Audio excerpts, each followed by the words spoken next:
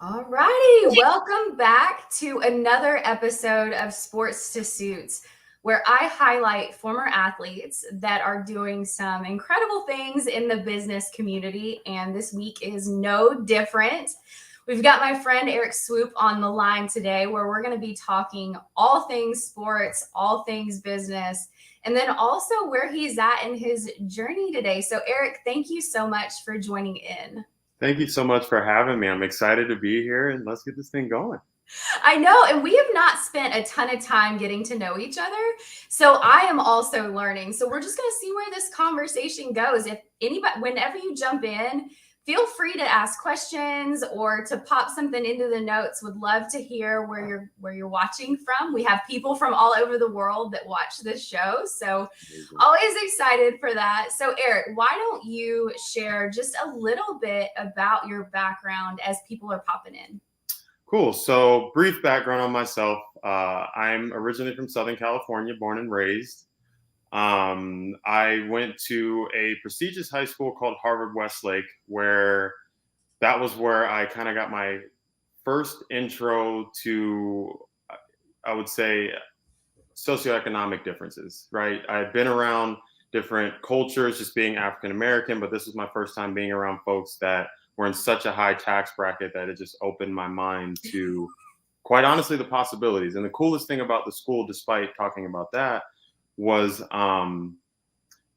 if there was something you wanted to do, you were embraced. I think that was like the biggest takeaway. And that's why I always bring it up when I do share my story, because that's what leads to everything that transpired since. So, leaving Harvard Westlake, I graduated from the University of Miami with my economics degree, where I spent 4 years playing basketball. My whole journey up until then was college basketball. I had a lot of success on the basketball court, and then through a very odd series of events, I ended up spending about 6 years in the NFL.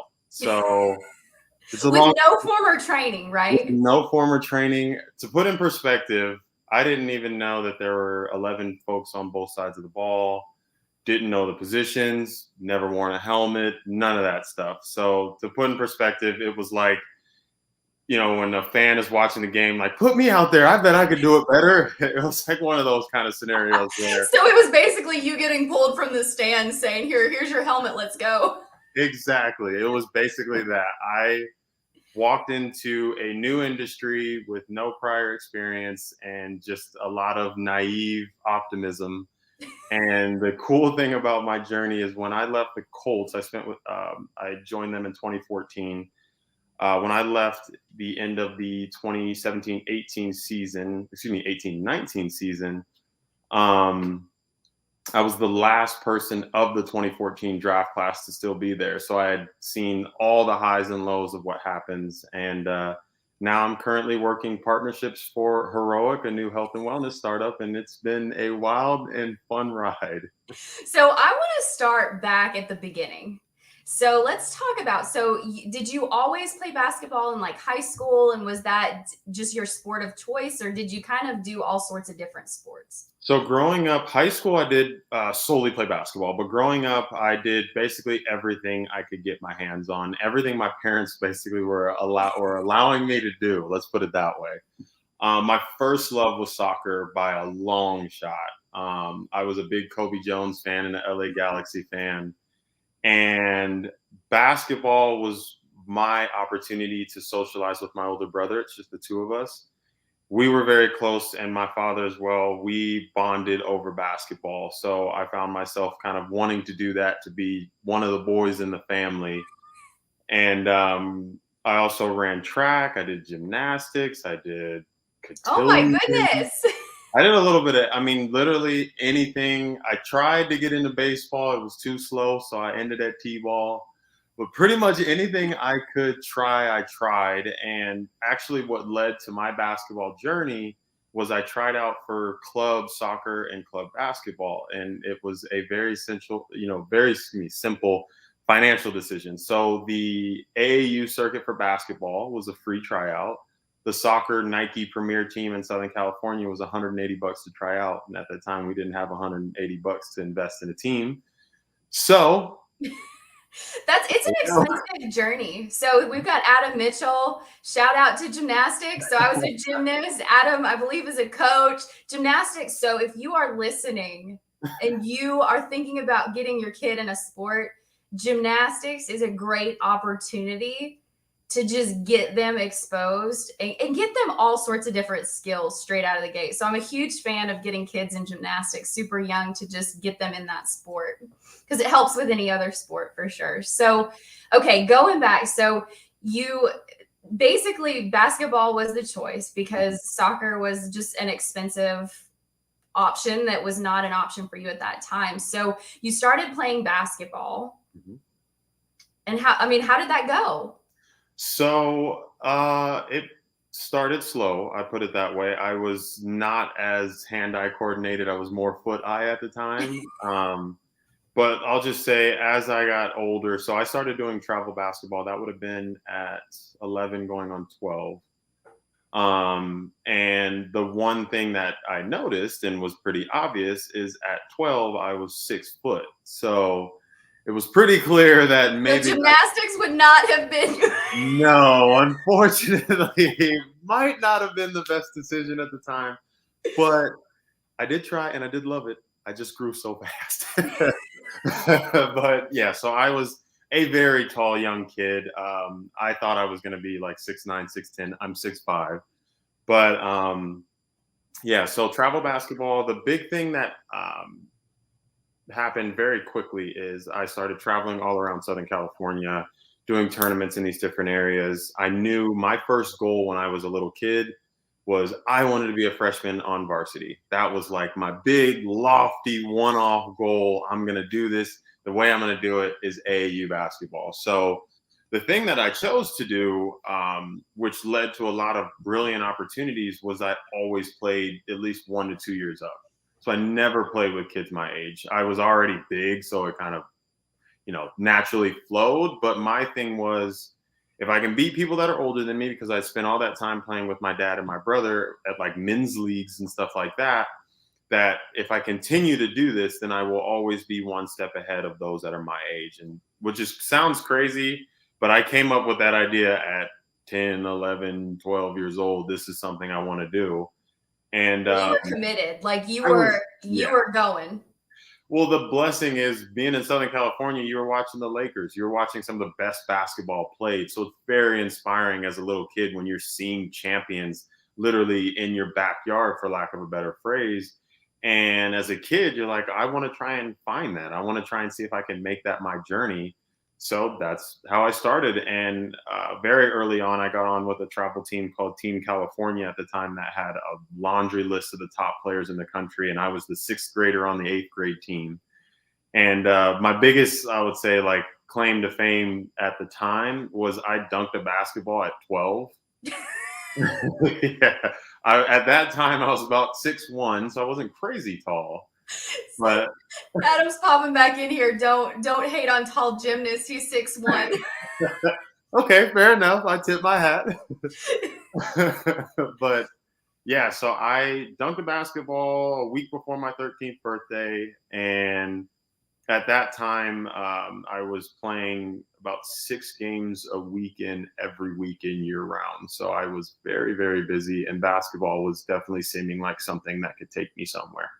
So who was that athlete that you were like, I respect this athlete? Like there's always those athletes that, like, for me it was Dominique Moceanu. Like I loved watching her in gymnastics. And I was like, this is an athlete that I can like focus energy. If I wanted to see success, I really liked like that team, the 96 Olympic team. So who was that athlete or team for you? So it was 4 individuals. I already mentioned the Lakers. So at the time, Shaq was my icon in all things because he was someone that was so dominant and had so much personality. And I was somewhat introverted as a kid, slowly became extroverted kind of just by playing team sports. But I just love that this guy that's larger than life is also fun loving and respectful.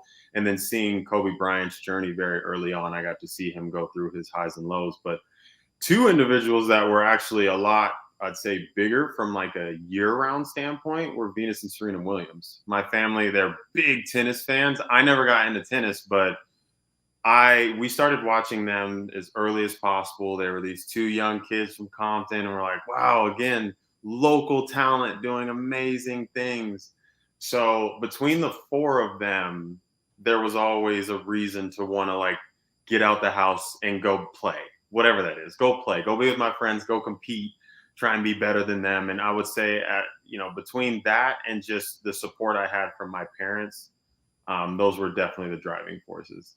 So at what age were you like, I can actually play professional in basketball, or I can play in college? Like at what age did you start thinking, I can do this? Was it at that 10, 11-year-old age? I think realistically, it was. I mean, I'll say I probably felt that way at when I started AAU and started playing with top kids in the country, and was like, they're not doing anything I can't do. I just need to continue to work. But when it became like a reality, is when I hit my first goal. I was the second freshman in Harvard Westlake's history to make varsity, and I found myself craving leadership roles, which I noticed was not normal. Like even as a freshman, I asked my coach, like, when can I be a captain? When can I start setting the totem pole? I don't even know what I'm getting into, but how can I do it? And those were the times when I'm like, okay, I think with this opportunity, to put a little bit more context, I got accepted to the school, which was in North Hollywood. We were living in Lake Elsinore, which is about 90 miles away. It was a big application process. So when I got into this school, made the team on scholarship and was making this big push, it felt like, okay, I think I can really take this somewhere. It's going to be an uphill journey, but I really think I have a real chance at doing something for my family and for myself. So let's talk a little bit about, you've mentioned, stepping into the high school, and it was a very affluent Oh yeah. school. Oh yeah. So I want to dive a little bit deeper into that. Like, what was that journey like for you? So you walk in and you're around significant affluent. Like, what was that like? Um, it felt like Fresh Prince of Bel Air. Like, in all seriousness, like I was growing up in a suburb in the desert, pretty close to Palm Springs. I would play my tournaments in Los Angeles, not really aware of who I'm around or what their background or history, if they're famous, this and that. So walk into a school where almost every child you meet, their parents run the world in some fashion, whether it's in the entertainment industry, business. They're just all icons, owners of sports teams, things of that nature. And then you look at the alumni list, and we had like Sally Ride, the first woman on. I mean, like crazy amount of folks. Jake Gyllenhaal and his sister, like all of these different folks. And then the other big thing, when you walked into our gym at the time, we had just like state championships everywhere. CIF, which is the regional championships everywhere, state championships everywhere. So I had to take a 6-hour entrance exam. I mean, it was like a lot of things that were basically synonymous with getting into college. And a lot of what Harvard Westlake is modeled after Stanford. So it was like I got into college at 14, essentially, is what it felt like. And going in and meeting these different people and finding out that every single individual that went to this school had some unique talent, some unique skill that separated them in some way. That's how they got in. It was really daunting. I mean, I remember I was having panic attacks. I'd never taken a midterm or a final in like a total school feel where like we're all in the gym and it's quiet and all that. And I started having anxiety attacks on the basketball court. It was this big lofty dream I had. I'm playing in front of, at the time, it was like 1,300 people, but I knew every single person. And to this day, even all the way through professional sports, it was the most daunting because it was my first time getting exposed to like a full stadium. I was very overwhelmed. And this is a story I always share is I had a 4.0 in public school, and I get to this school a little overconfident. Like, I know I can do this. I'm in here. I'm achieving my goals. And I was in a World and Europe history class, and we had all this material. I had my notebook, highlighter, all that good stuff. And I studied for about 2 weeks. I'm like, oh yeah, I'm going to nail this. And I got a 62. It was like the lowest grade I'd ever gotten. I was like, you got to be kidding me. So then the next test, I studied even harder, even longer. I think I'm going to say almost a month. I'm like, That's not happening again. And I got a 63. And I was like, okay, we just moved 90 miles. We gave up everything to move to this school. I'm having anxiety attacks on the court. I'm struggling in the classroom. Where do I go from here? And to the credit of my friends that were still close and now slowly becoming groomsmen at one another's wedding, the big thing with Harvard Westlake was asking for help. That was the big thing. And that was my first time getting exposed to, like, you don't have all the answers. And there's a lot of really smart people in here. So immerse yourself in the community. I was kind of trying to take a step back saying, look, they don't know me. I don't know them. Not curious about it. Going to just do what I need to do to get where I need to go. And that was within like the first 4 months of school. I'm like, I got to drop my ego right at the door and get to know my classmates. And the big thing that Harvard Westlake offered was you could do office hours with your professors. I'd never sat with a professor, only if if someone was getting in trouble or something like that. So sitting with, What a great opportunity. yeah, I speak very, very highly of the school because if anyone has a chance to get in, it was just the most life-changing thing for me. And my friends and I, we still reflect on how amazing the opportunity was to just feel like you could do anything. That's like the biggest takeaway, like I said at the very beginning.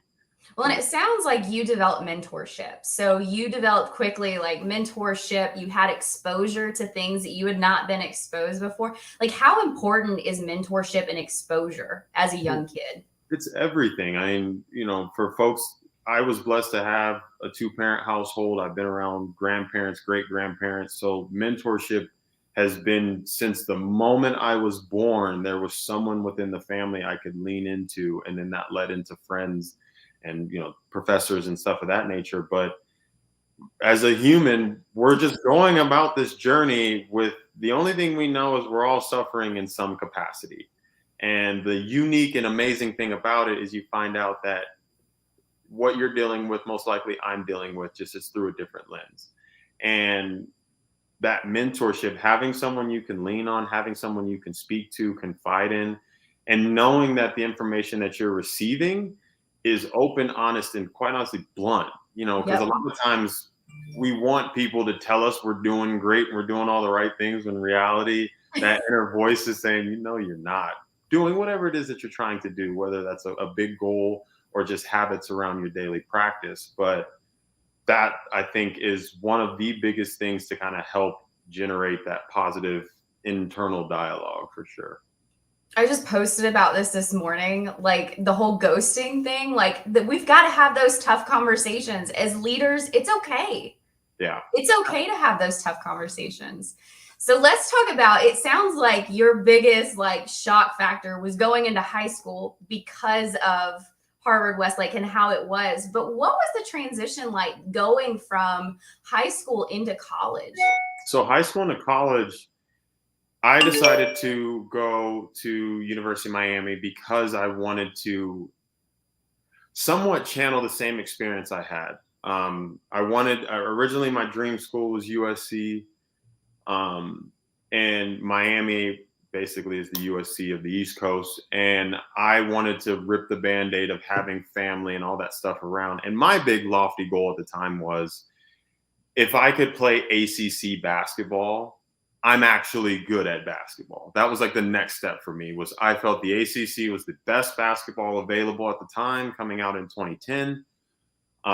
If I could go there and have as much success as I had within my own high school leagues in my AAU circuit, then I'm as good as I say I am. I found out I had a lot more work to do, but I'll say academically, I was so prepared that at moments it was almost boring, quite frankly, just because Harvard Westlake was so stimulating academically, that I found that the big growth there was less academic and more in my personal life. It was, I don't have mom and dad that are establishing these routines. I have to now hold myself accountable to the things I said I cared about at 17, 18 years old, and figure out as my own man, how do I actually do these things? How do I be the person I want to be to these people that now know nothing about me? And then on a bit of a side note, but getting into college was Facebook and Instagram were taking off. So that was a huge culture shock for me because I was meeting people that knew of me. And I never had that happen before. Where like, normally pre-social media, you walk up and introduce yourself. Hi, Amanda, I'm Erik. But now you can Google me or look at my social media. Yeah, people know they come to you with already like preconceived notions or understanding stories or things to that Exactly. nature. Exactly. So a message that went out, one that was completely false, was that I committed to University of Miami to play football and basketball. So that was a really awkward first time when I got to the basketball team and I was getting interviewed about football. And then two was just socially going out and meeting people that knew that I was from Lake Elsinore. I'm like, people in California don't even know where Lake Elsinore is. So I know you don't know me. And it made me actually very uncomfortable. I got rid of my Facebook like my first semester of college because I just wanted to meet people the old fashioned way. So it was a culture shock in some senses, but I also, the big thing I loved about it was University of Miami at the time had the most available diversity in like the top 50 schools. So I met people from all over the world, which I think at the end of my freshman year, my only American friends were my basketball teammates. So there are a lot of student athletes that watch this. And Mm-hmm. so if you were talking to student athletes, maybe going into their freshman year, Mm-hmm. what are some words of encouragement or advice you would give to them? I've My, got a stepson that he's a freshman at Willamette. So, oh, so what words of encouragement would you give to maybe new student athletes that are trying to adjust into life in sports in college? my biggest thing I'd say is be yourself. You're coming into a system that's trying to create identities, and they need you to unify as a team. Yes, even if you're a non-athlete, you're trying to kind of conform to the idea that you see the upperclassmen flow. But you got there for a reason. There's unique things about you that you present to the table to the people you're going to connect with, whether that's friends, teammates, fraternity brothers, or sorority sisters, whatever it may be. Be yourself. It's gonna be the hardest thing about the journey is figuring out what is my identity now that I'm no longer at home. But the moment, and this happened to me in high school, but it was even more in college, was when you get to your junior and senior year, you can kind of see through the silly stuff or the social microcosms that come around and realize that the whole reason I picked this university is there's a dream I have. You may not know what it is, you may not have the answer, but just stay true to yourself as best you possibly can. I would say of everything that happened in my journey, my joy came back in college when I reminded myself who I really am and what I really care about. Love that. Okay, so I've got to know this story around how did you go from college basketball player into stepping on the field as an NFL athlete? Like, how did this even happen? So, okay, this was the most unexpected thing that there was all these like flags that kept coming up. Like I shared earlier, the articles came out that I had committed to to both schools. When I was in high school, I actually was playing pickup basketball against Keyshawn Johnson, and he pulled me aside and said, "You're on. What are you doing on the basketball court?" And I'm like, "Dude, I don't know you. What are you talking about?" He's like, "Trust me. When the moment comes, like you're gonna stop playing this and start doing what you're really good at." And I was just like, "Sure." So fast forward to my senior year. The previous year we had this amazing season. A lot of the guys had left to play overseas, play in the NBA, and it was kind of my year to push. And I gotten on Sports Center a couple of times with some like alley oop dunks and stuff like that. And I think that's how I got the attention of the NFL. Particularly, would be like high pointing a pass and as a wide receiver or a tight end. So we lost early in the ACC tournament, and I followed up with my coach, Jim Larinaga, and basically told him, "Look, I have my degree, and I want to play overseas because at the time, just based off my career in college, the NBA was not an option and not a realistic option." And so after I spoke with him and spoke with the coaching staff, they said, "Okay, on the flight back, we'll follow up." There was 4 seniors, so they said, "We're going to follow up with each one of you individually and let us, we're going to let you know what we think." So on the flight back, we're having our back and forth about agencies, blah, blah, blah. And my coach says, "So I have this weird thing I need to mention to you." And I'm like, "Okay." He's like, so, and this was mid-March. He's like, so since the start of the new year, we've been getting calls from an area scout for the Denver Broncos that wants to meet with you and work you out and see if you have football traits. And I laughed in his face. Quite honestly, I was like, this is a joke. Like, I've gone my whole life. People keep telling me I need to transition, blah, blah, blah, blah. I'm like, But you never played football. never played. I mean, my dad was a diehard Raiders fan, but since like what, '01 has been rough. Like, barely watched just because I didn't know what was going on. And in college, I tailgated, and it was more like, oh, there's football playing. So when I say like novice, I mean as novice as they come. And I laughed in his face. I said, have you told him that I literally don't even know anything about the sport? And he's like, yeah, we told him, but he just keeps insisting that like he wants to talk to you when the season's over. So I was living with my older brother at the time. He was getting his master's, and I told him, I'm like, Devin, you wouldn't believe it, man. The Denver Broncos want to work me out. And he was elated. He's a big football fan.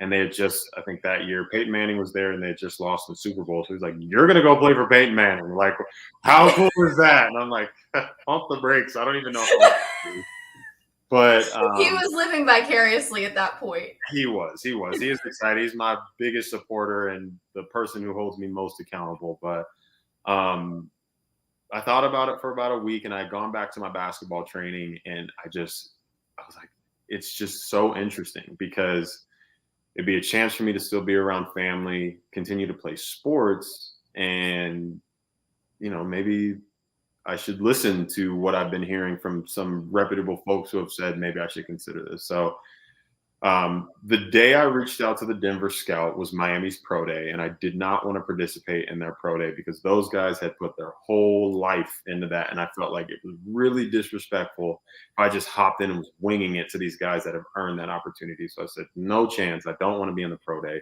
But at the time, Vine, the like 6-second videos were on, and they were posting Miami's pro day on the University of Miami football thing. And I watched the drills, and I was like, oh, they're the same as the NBA combine drills, just longer. So I like went through all the drills that go with pre-combine training. And then my brother and I did like some catching drills with a lacrosse ball. And that was all my prep. So you were playing with a lacrosse ball, not even a football. Not even a football. I was trying to just track something smaller than a basketball to see like, can I even do this? And then, I take that back. I did one day of routes with one of the quarterbacks from University of Miami.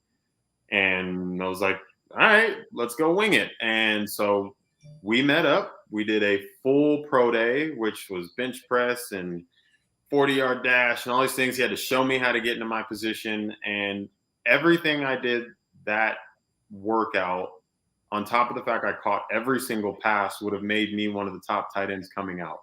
We chose tight end because of the 40 time I ran, which was a 4.57. And he said, if you were sub 4.5, we're going to make you a wideout. If you were over 4.8, we're going to make you a defensive end, and anything in between, you'd be a tight end. And so tight end it was. And my brother came up with the brilliant idea after the workout, because he was there along with some of my other friends that were supporting me. And he said, you should make a Twitter profile and tweet at the NFL and all their major publications and just say you're entering your name in the draft. It's my first tweet on Twitter. And I ended up working out I did, I think, 11 more workouts. And then I did phone interviews with almost the entire NFL. And all of a sudden I was a football player now. And in that same moment, going back to mentorship, I met Jimmy Graham, who was a 4-year basketball player and played 1 year of football at University of Miami. I had actually met him my freshman year, but we reconnected when I mentioned to him that I wanted to play football. And University of Miami had a very famous group of the basically University of Miami greats that train together. So after that workout, I started training with them. And all of a sudden, basically I graduated. I signed with the Indianapolis Colts after the end of the draft. I signed as a free agent. That was like on Sunday, and Monday I was in Indianapolis with a jersey and a helmet on. So how much of that was just athletic gift versus preparation? I mean, 100% of it. There was, like I said, my prep was 7 days. And then I was very lucky that I had a mentor the moment I started in Jimmy Graham and actually in Jonathan Vilma. And a number of other awesome University of Miami greats. They brought me in and welcomed me and challenged me. So by the time I got to Indianapolis for training camp, I had a bit of confidence that, hey, I'll be able to handle this. Now it's just, can I learn the language of football? Because that by far was the most daunting thing. It was like walking into a foreign country and just trying to work for a company. So let's talk about that. Like from an emotional standpoint, how was it walking onto the field, your first practice, your first true team practice, and you kind of being like, I kind of know what I'm doing. I don't know what I'm doing. Like, what is going on here? Like, how did that feel? Was it like super daunting or did you just kind of figure it out? That was when I first learned what imposter syndrome was. I felt like, I know I can do this, but did I really earn this? I That's struggled with powerful. that. Yeah, I struggled with that a lot, especially through the off-season program. It was, I'll say, the guys that were there, the veterans, they embraced me from the moment I got there. Some of them pulled me aside and just said, "Hey, look, I know your background's not normal, but if you can help us win, I don't care where the hell you came from. Just be on time and do your job." So from the team aspect, I felt very welcome. I felt embraced. They told you to pick a veteran and basically study him. The person I studied was Reggie Wayne. But internally, as I was going through these early stages, yes, I was totally confused, totally lost. Everyone's talking this language. I don't know what it literally sounds, not even like Spanish. It sounds like an Maybe alien Mandarin. language. Yeah, like Mandarin. Like everything I'm seeing in these meetings, I have nothing to go off of.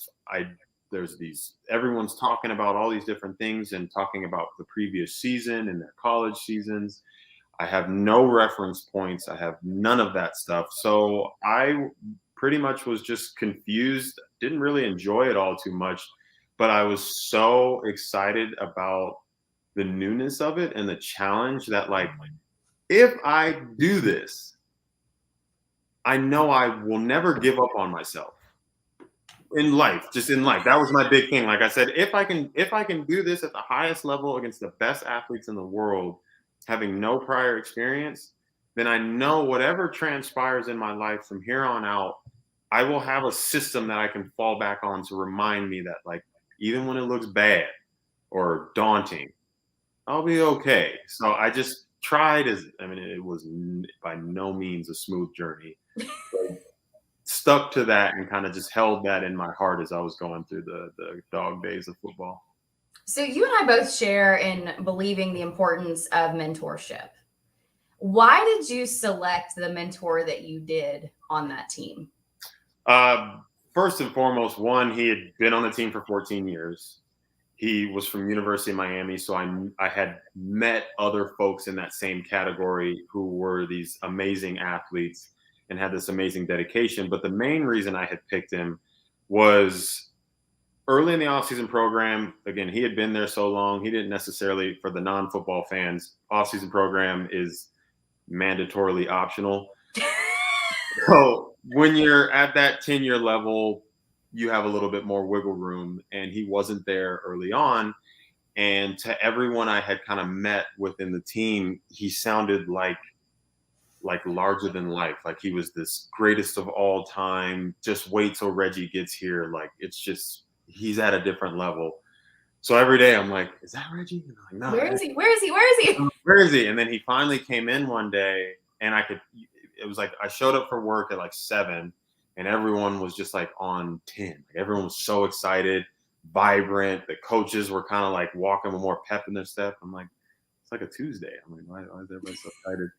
And like, Reggie's here. And I'm like, oh, okay, cool. So midway through the day, he had been meeting with coaches doing his thing, and he came up and introduced himself. And I was like, oh, I see it now. From the way he carried himself, the way he walked, everything, professionalism, charismatic. all of the things that I had grown to respect in the tier one athletes in basketball. I had a chance to be around LeBron James and Kevin Durant, Kyrie, and all these different people. I'm like, oh, there it is. So I'm like, okay, if I have a chance to potentially spend the whole year with a guy at that level, I was a little like starstruck. So like, I'm just gonna try and watch him from a distance. I'm not gonna mess with his routine. I just want to like, write down in my journal, when did he show up? When does he get here pregame?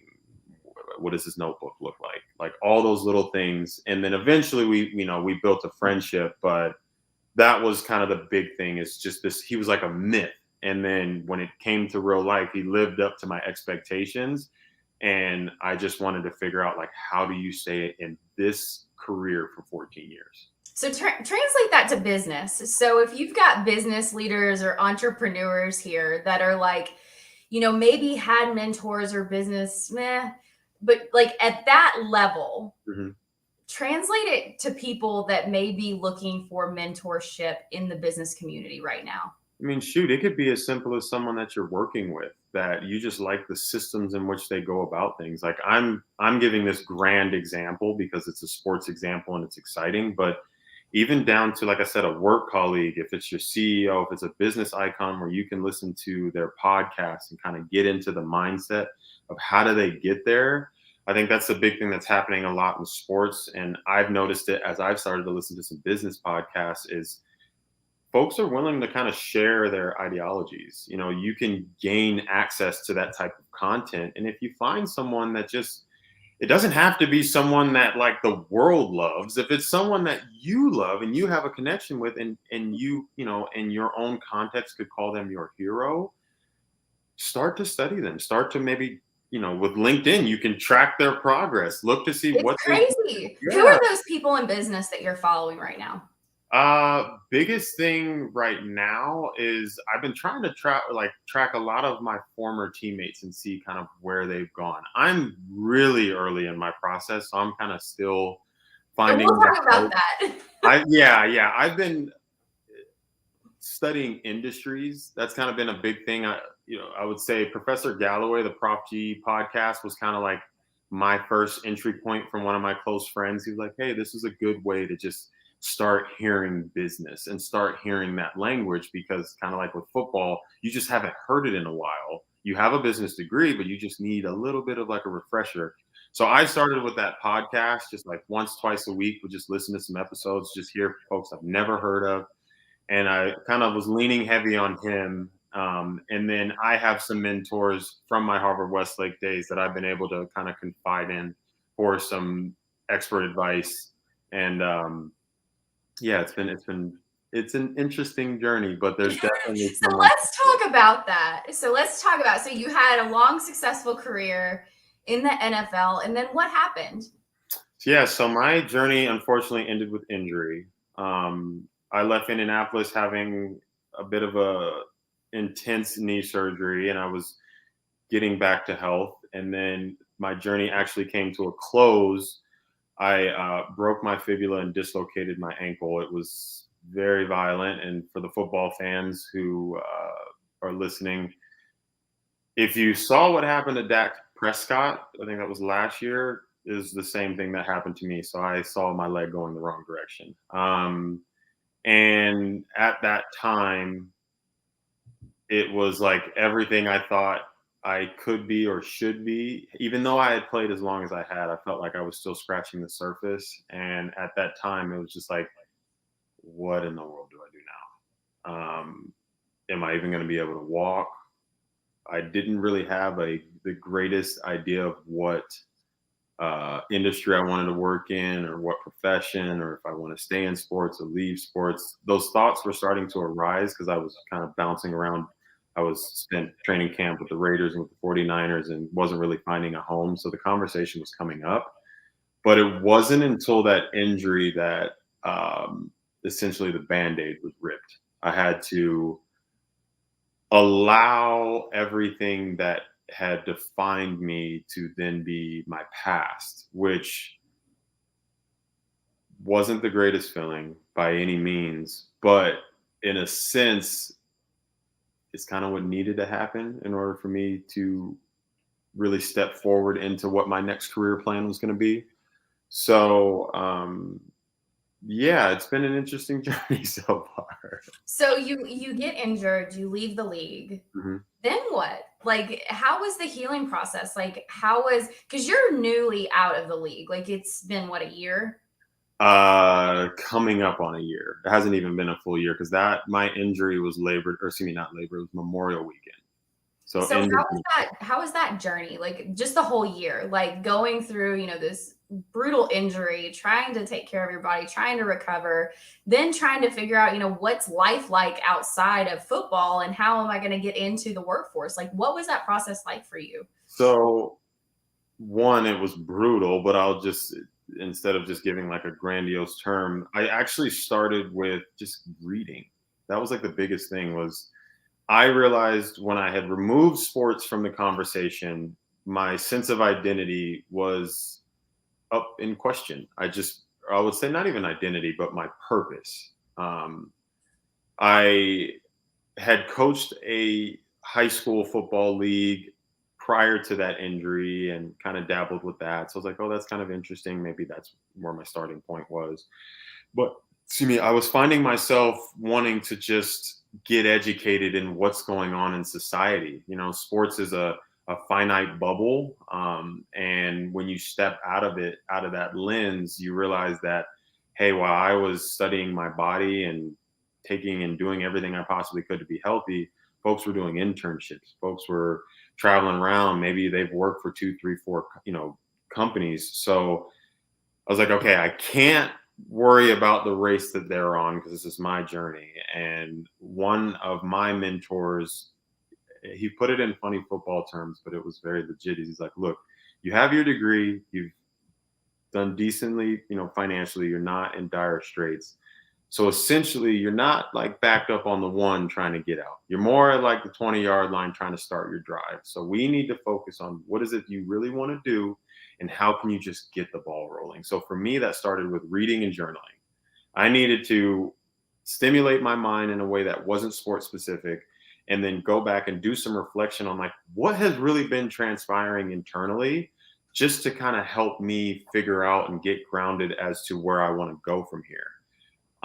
That process led me to a conversation I actually had with my fiance that I used to have when I was playing. Was I was seeing a lot of the young rookies and young guys coming into the league, getting new money, getting all this opportunity, changing tax brackets, all this pressure, and having limited resources, right? You don't really know who you can trust. A lot in that industry, you're being told to kind of be careful, be mindful, because there are people that don't always have your best intentions. So I was finding myself saying, okay, how could I help someone like myself, a fringe NFL guy? I'm not a big name that's getting investors and pitches and venture capitalist funds, but I have enough financially to be able to do the thing I want to do. So I said, how can I help those types of folks just as a starting point? And I looked into business development or wealth management and was seeing kind of like the learning curves, and some of those paths are very long. And that's why you start right out of college.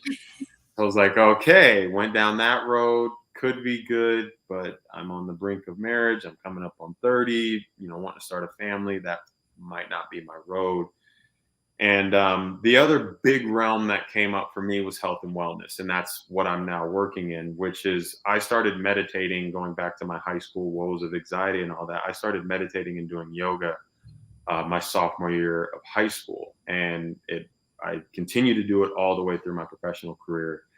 And the mindfulness practice and just allowing yourself to get quiet and hear what's really going on, between your ears has been the most instrumental thing for me. So I started doing a ton of research in health and wellness, who are the leaders, da da da da.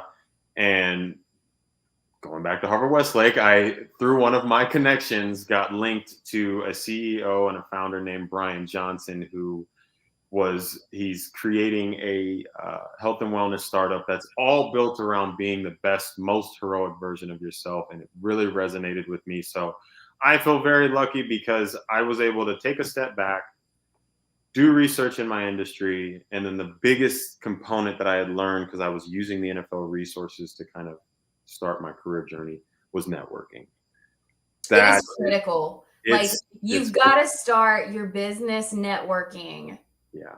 early on, even in college. Like, start networking. It is critical. Yeah, it's everything. It's, you know, you can be the hardest working, most gifted, most set up person. You got to have somebody in your corner. And with all the things that are happening in, in the social media world that kind of remove us from connecting with people, to me, it makes it that much harder. But with public speaking, with reaching out to people you don't necessarily know. I mean, even to the way that we connected, which was basically just a cold reach out, was me saying, hey, look, I'm in this new thing. I'm trying this new thing. Kind of check my ego at the door and say, hey, if you got any words of wisdom, anything that could help me in my journey, I would absolutely love it. And yeah, just being willing to put yourself out there. It's really, really, really hard. But the crazy thing that I've learned in all this research I've been doing is our brains, when we go through a scenario, like when you picture something that's going to happen, your body experiences all the emotions of it. So that's where typically when you picture it versus doing it, is the image is way more intense and scary and all these things. And when you actually step out onto the field or into your business practice or into that presentation, that first date, typically things go just fine because you're just being yourself. And if you trust in who you are or push yourself to just be fully out of your comfort zone, it's pretty amazing what comes out on the outside. Totally agree. So I want to dive into mindfulness. So this is a term, mindfulness and meditation and all of these practices that a lot of business leaders are like, oh, this may be woo woo. So it's not something that, a lot of people have incorporated into their corporate businesses. And so I want to talk a little bit because it's important. In athletes, this is something that has been practiced for years and years and years, and it's critical to success. So if there are corporations or large companies, even small, medium-sized companies that are not leveraging the power of mindfulness and meditation, why should they go about exploring that for their business as well as their employees? Well, I mean, it is the most, I would say, outside of a good night's sleep. It's one of the best things that I you agree.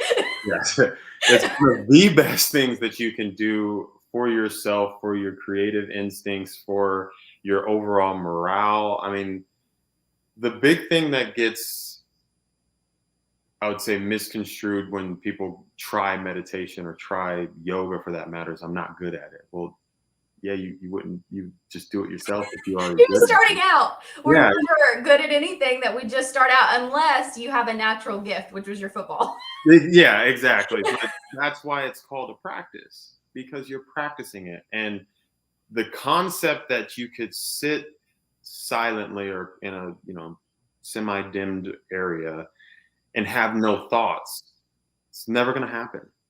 The best thing about taking that time for yourself is you get to hear what's radiating. When I first started, it literally in my mind felt like I was on a busy freeway.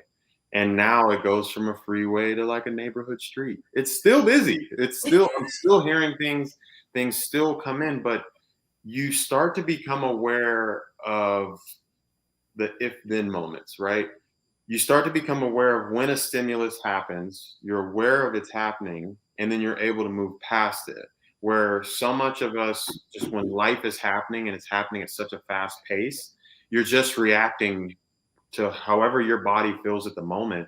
And you don't have those moments to get quiet, get grounded, and actually say, how do I want to respond to this? It may still be that you respond the same exact way, but just that presence of mind for that quick second can be the difference between so many, things that can happen in your life, personally, professionally. And that's where in the business setting, when you're having these hard deadlines and these big things that you're trying to do or a big presentation and you're trying to run through everything, when you give yourself that 10, 20, 30, however many minutes, you're comfortable going through your mindfulness practice or your meditation practice, you're just able to go in with a calm sense of confidence, and confidence meaning an intense trust in yourself. You know, hey, look, I'm ready for this moment. And just you'll notice it's kind of like when you get on a healthy diet. You didn't know you were missing it because you've never felt that way. And that's kind of like the daunting thing about it, because it comes off as like this voodoo magical thing, but it's genuinely just being able to process what you're thinking. And the more you're able to be aware of each individual thought, you're in turn thinking less.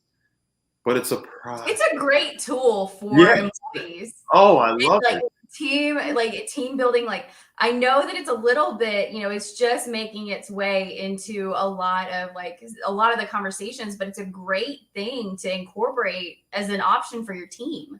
Absolutely. I mean, like I said, because you guys can't go out and necessarily have like a basketball league or something, this is an amazing tool. And it also provides a safe space to let folks be vulnerable. That's one thing that, when you're in the race, when you're trying to do all these things you need to do and hit all these, mundane, systematic things I have to get done with my day, it's crazy when you just take a second to just be you in your space.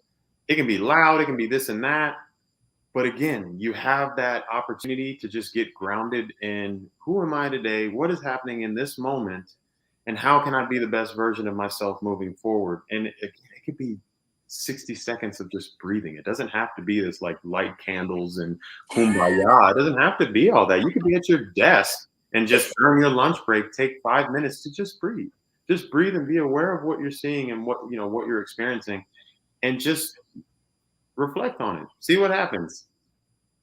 If So it's I not have for one that's more totally question for okay. you, and then we're going to wrap up because I want to be super respectful of you and everybody's time. All right. So, if once again, there's a lot of student athletes as well as professional athletes that tune in to this show. Mhm. So, if you've got people that are existing athletes that are trying to think about life outside of sports, what are your recommendations for these people? Uh, One of my biggest things is make a LinkedIn profile. That is your first step to just hearing and seeing and just being around business. That is going to be one of your biggest tools moving forward. So you have a log of your business network, and be very mindful that it's a business network. I would say that first and foremost. The second thing is, while you're in college, while you're around these different and unique folks, like, at the very beginning of our chat, be willing to say you don't know what you want to do. Even if you already have your degree and you're freaking doing great in your classes and all that, but you don't really know how that translates into a real trade, ask questions. Ask the folks that you respect. Talk to your coaches, talk to your guidance counselors, talk to your friends. Get a sense of, It's okay. It's okay not to know. yeah, it's actually the best thing to not There know. are some people that are later on in their career that still don't necessarily know. It's okay. Yeah, absolutely. The best thing is not knowing, because you're going to solve something that's going to give so much fruit to your life, or so much, just new energy, that it's going to be so worth it. But if you're pretending, and this is what I did, like you already knew what you were going to do, and then when the reality comes that that old thing that fulfilled you is no longer, it's a pretty scary place to be there when it's just sitting there quiet. So the opportunity to be proactive, and it doesn't have to be that you spend all day doing it. It could be 30 minutes, 60 minutes, 20 minutes, anything. But start with your LinkedIn, start asking questions. I personally love journaling. It could be a page, it could be half a page, but just start to ask yourself, what do I want to do after this? What is my purpose? How do I want to serve my community? And just write your thoughts. It doesn't need to be some like thing that you're going to publish later, but it just And business is a long game play. Like, exactly. it's not, you think about, some of these athletic careers are very short. So it's almost like a very small like job. It's a job. It's a piece to the puzzle. But Well, your career is a long game play. and to your point, to the athletes, you've been doing everything in your world to work for one business. When you get into business, you can go every direction, which that could be daunting, or that can be the most fulfilling thing, because hey, look, if I don't like this, I can do this. I don't like that, I can go this way. But there's a track you'll be able to go down, and it can go every which way and teach you lessons down the road. And just yeah, be willing to go down your hero's journey, go down your life path, and trust in yourself and give it your all. So, closing thoughts. Do you have any closing thoughts, or how about you share how people can follow your journey? Yeah, so you can find me on LinkedIn. Again, my name is Erik Swoope. I believe my LinkedIn deal is just linkedin.com/Erik Slope, excuse me, /Erik-Swope. You can also find me on Instagram as primarily what I use, not really Twitter, at Swooperstar86. Those are probably the two main channels that you would see me, or if you want to reach out. My work email is I think Erik. that's it, right? That is it. All My right. email is Erik@heroic.us, heroic.us. And yeah, if you have any questions or anything that you want to speak to, the current industry I'm working for, we are trying to help folks be the best, most heroic versions of themselves. We are in the process of creating an app and a website to challenge folks to do everything they possibly can to feed themselves. Big thing with social media and all that is you kind of get caught in what are other people doing. What if we could say that through the lens of the positive psychology movement, we could help you get from 0 to 100 by investing in yourself day to day? And that being your social media platform that you are committing to targets that you want to hit day to day. So it's a very long chat. Would love to speak to anyone who wants to ask. But I am very excited about what I'm doing. I'm excited that I have a new career plan. And thank you so, so much for having me. Well, Erik, thank you so much for joining. This has been an awesome conversation. I appreciate you sharing your story and sharing your genius with everybody. And to everybody that listens, thank you for following the Sports to Suits journey and to tuning in every week. You can always reach out to us as well with anything that you may need help with. And thank you again, Erik. Thanks for joining, and we look forward to seeing everybody next week, where I have another special guest, and I'm excited about that conversation too. All Good right. to see you. Thank you. Bye.